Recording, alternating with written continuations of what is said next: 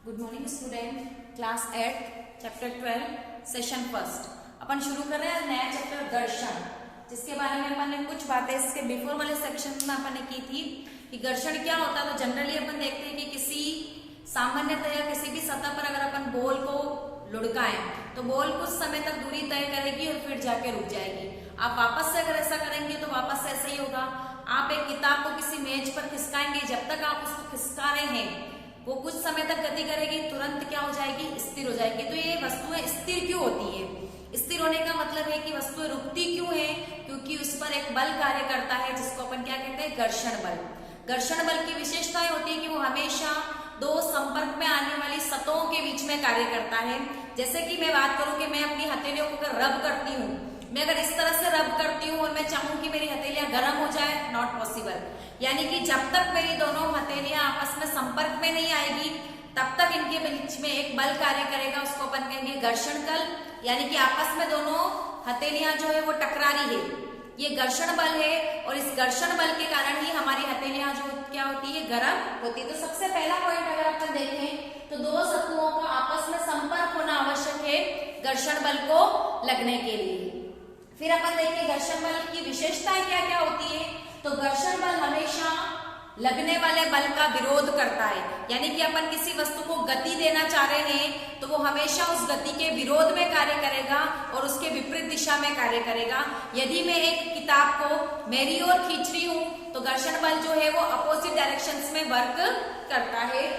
दूसरा, घर्षण बल जो है वो चिकने सतह पर निर्भर करता है। यानी कि पृष्ठ कौन सा है, चिकना है, समतल है, खुरदरा है, उसके ऊपर डिपेंड करता है।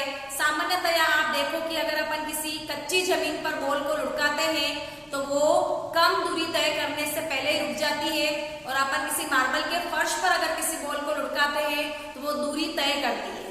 यानी कि चिकनापन जो है या चिकनी सतह जो है उस पर घर्षण बल कम कार्य करता है, और खुरदरी सतह जो होती है उस पर घर्षण बल अधिक कार्य करता है। थोड़ा अपन देखें तो घर्षण जो है वो हमेशा गति का विरोध करता है। यानी कि गतिशील वस्तु को रोकने का कार्य कौन करता है, घर्षण बल। घर्षण हालांकि हानिकारक तो है लेकिन लाभदायक भी है, और घर्षण के बिना बहुत से ऐसे कार्य हैं जो हम नहीं कर सकते।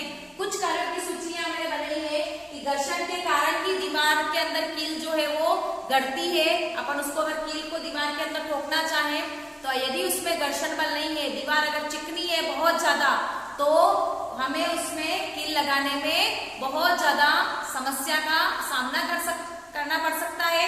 और हम देखते हैं कि अंदर जो है वो सीमेंट है, ईंट है, इस कारण से वो सतह खुरदरी हो जाती है तो कील उसमें आसानी से रुक जाती है गड़ने के पश्चात। धागे में गांठ लगाना, बिना घर्षण बल के हम किसी भी धागे में या किसी भी थ्रेड में नॉट नहीं बना सकते या गांठ नहीं बना सकते। आप देखो, यदि आपने कोई सिल्क का कपड़ा लिया है तो उसमें गांठ लगाना इतना आसान नहीं होता जितना आसान किसी कॉटन के कपड़े में होता है। सूती कपड़ा जो है वो चिकना कम होता है, इस कारण से उसमें आसानी से गांठ लग जाती है। शार्प पट पर चौक से लिखना या पेंसिल से आप किसी कॉपी में लिख रहे हो, ये भी घर्षण बल के कारण ही होता है, क्योंकि शार्प पट जो होता है वो खुरदरा पृष्ठ होता है और आप उस पर चौक से लिखते हैं तो चौक के कुछ कण उस खुरदरे पृष्ठ पर अपना आकार ले लेते हैं और अपने को लिखावट दिखाई देती है।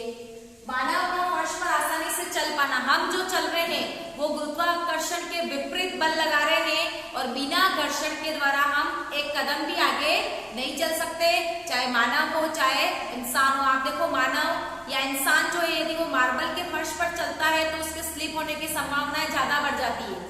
हमारा पैर यदि केले के छिलके पर पड़ता है तो हम स्लिप हो जाते हैं, क्योंकि केले का छिलका जो है वो चिकना होता है और उस चिकने पृष्ठ पर घर्षण बल जो है वो बहुत कम नगण्य लगता है, इस कारण से हम चल नहीं पाते और स्लिप हो जाते हैं।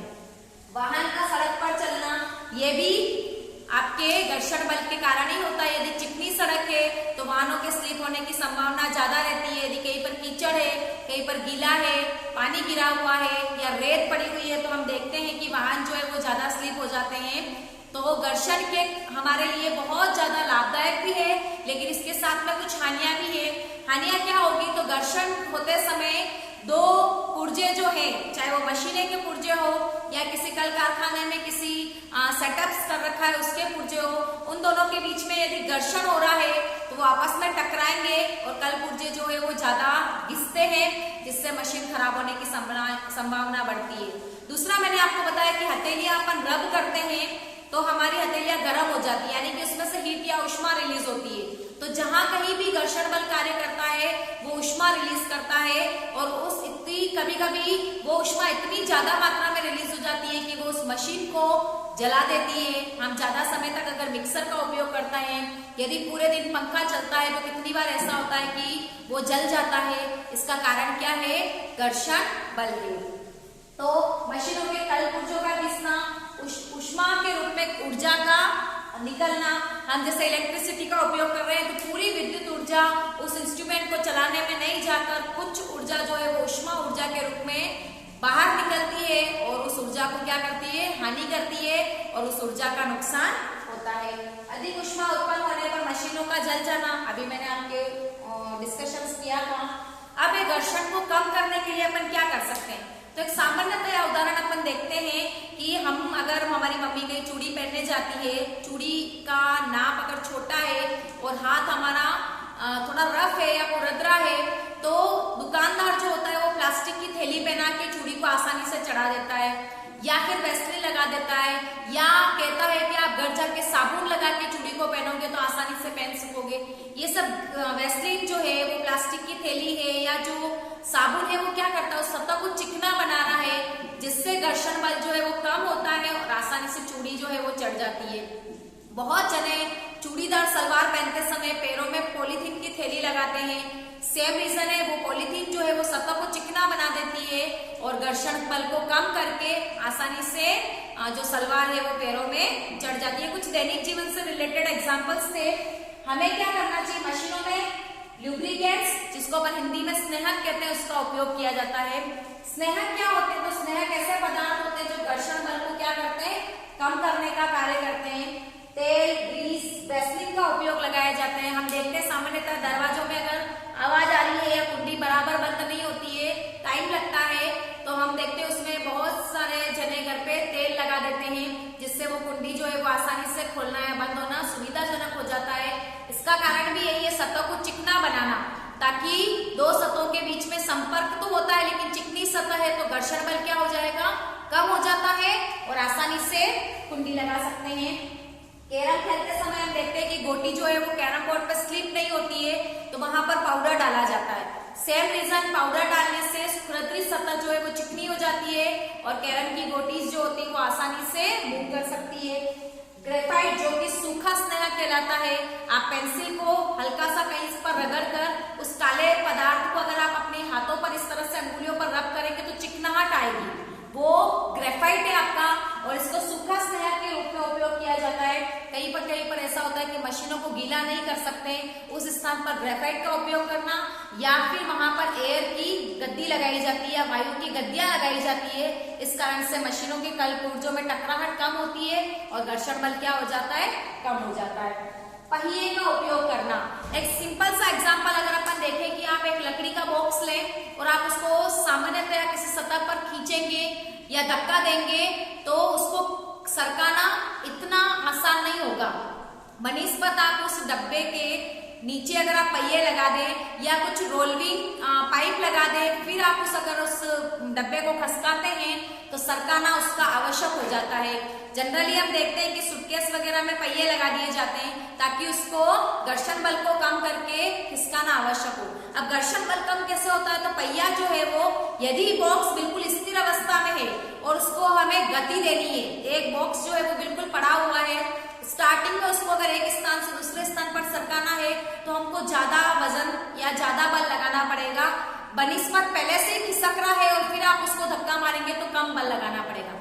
तो कोई वस्तु जो है स्थिर अवस्था में है और उसको एकदम से गति देनी पड़ती है तो वहां पर आपका स्थैतिक घर्षण काम करता है, और उसके बाद में वो वस्तु उस पहिए पर लौटनी गति करती है, सर्पी घर्षण होता है और वो वस्तु आसानी से एक स्थान से दूसरे स्थान पर सरक जाती है।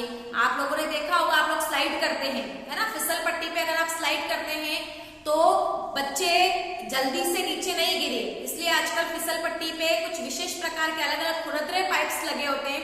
जहां पर पहले प्लेन लोहे का स्लाइड्स बनी होती थी, वहां पर अब बच्चों के प्लास्टिक्स के पाइप लगे होते हैं और वो पाइप खुद भी घूमते हैं, वो खुद भी लोटनी घर्षण करते हैं, इस कारण से बच्चा नीचे एकदम से नहीं गिरता है और चोट लगने की संभावनाएं बच जाती है। तो पहिए के उपयोग करने से हम घर्षण को कम कर सकते हैं और वस्तु आसानी से एक स्थान से दूसरे स्थान पर ले जा सकती है।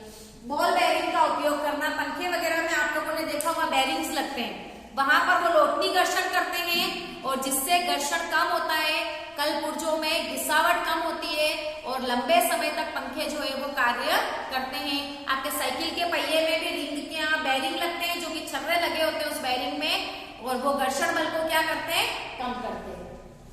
घर्षण बल को बढ़ा कैसे सकते हैं, तो सबसे पहले सतह को खुरदरी बनाना, जूतों में स्पाइक्स का होना और टायरों का खांचेदार बनाना।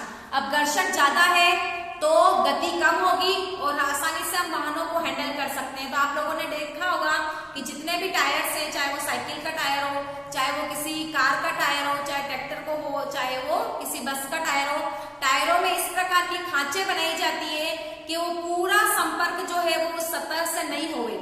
इस कारण से सतह में संपर्क कम होगा तो घर्षण बल ज्यादा होगा। स्पाइक्स निकले होते हैं, ज्यादा सतह संपर्क में आ रही है, इस कारण से घर्षण बल जो होता है वो बढ़ जाता है। जब अपन देखते हैं कि रेत में गाड़ी स्लिप हो जाती है, वो ऐसा इसलिए होता है कि उस खांचों के अंदर रेत बढ़ जाती है, इस कारण से वो सतह जो है वो चिकनी हो जाती है, घर्षण बल कम हो जाता है और वाहन क्या हो जाते हैं, स्लिप हो जाते हैं। आपने देखा होगा कि जो दौड़ने वाले खिलाड़ी होते हैं या जितने भी आपके एथलेटिक्स से जुड़े हुए प्लेयर्स होते हैं, एनीवन कोई भी प्लेयर्स होते हैं, उनके जूतों के नीचे स्पाइक्स लगे होते हैं। वो स्पाइक्स क्या करते हैं, सतह के साथ में या धरातल के साथ में मजबूती बनाते हैं, पकड़ बनाते हैं, इस कारण से वो खिलाड़ी गिरे नहीं, स्लिप नहीं होवे और घर्षण बल वहां पर ज्यादा बना रहे। मैंने आपको पहले भी बताया है, खुरदरी सतह होगी तो घर्षण बल ज्यादा होता है, इस कारण से हमारे जूतों में स्पाइक्स बनाई जाती है।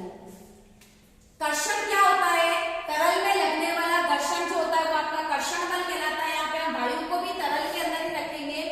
अब वायु के अंदर कर्षण को कम करने के लिए जो भी वायु के अंदर लगने वाले कह सकते हैं अपन वायुयान है या हेलीकॉप्टर से, उनकी आकार इस प्रकार से बनाया जाता है कि वो उस घर्षण बल को क्या करे, कम करे, वायु के द्वारा लगने वाले घर्षण बल को कम करे और आसानी से मूव कर सके। तो हमने देखा है कि वायुयान का आकार जो होता है वो पक्षी के समान होता है। घर्षण सामान्यतः 3 प्रकार के होते हैं, सर्पी घर्षण, लोटनी घर्षण और स्टैटिक घर्षण। सर्पी घर्षण यानी कि लेगना, आप स्लाइड से बिल्कुल स्लाइड कर रहे हैं, ये आपका सर्पी घर्षण कहलाता है। लोटनी घर्षण, लुढ़कना, आपने किसी गेंद को धक्का मारा तो वो गेंद लुढ़क कर आगे बढ़ेगी। हमेशा ध्यान रखना, लोटनी घर्षण जो होता है वो सर्पी घर्षण से कम होता है और आसानी से वस्तुओं को गति प्रदान करता है। एक तो आप स्लाइड कर रहे हो और आप एक किसी चीज को लुढ़का रहे हो, कौन सी चीज तेज गति करेगी, लुढ़कने वाली, तो यानी कि यहाँ पर लोटनी घर्षण का मान हमेशा कम होता है सर्पी घर्षण से। स्टैटिक घर्षण मैंने आपको बताया था कि विराम अवस्था में अगर कोई वस्तु है तो उसको अपन किस प्रकार से गति प्रदान कर सकते हैं, वहां पर जो घर्षण कार्य करता है वो आपका स्टैटिक घर्षण कार्य करता है। जब आप नीचे पहिए लगा देते हैं तो स्टैटिक घर्षण का मान कम हो जाता है सर्पी या लोटनी घर्षण से और आसानी से वस्तुएं क्या करती है, मूव कर सकती है। तो इस सेशंस में अपन ने देखा कि घर्षण किस प्रकार से घर्षण होता है, घर्षण किस प्रकार से हानिकारक है, घर्षण की क्या क्या लाभ है, घर्षण किन किन बातों पर निर्भर करता है और घर्षण के प्रकार के ऊपर डिस्कशंस किया अपन ने। नेक्स्ट सेशन में नए चैप्टर के साथ फिर से मिलेंगे। Thank you.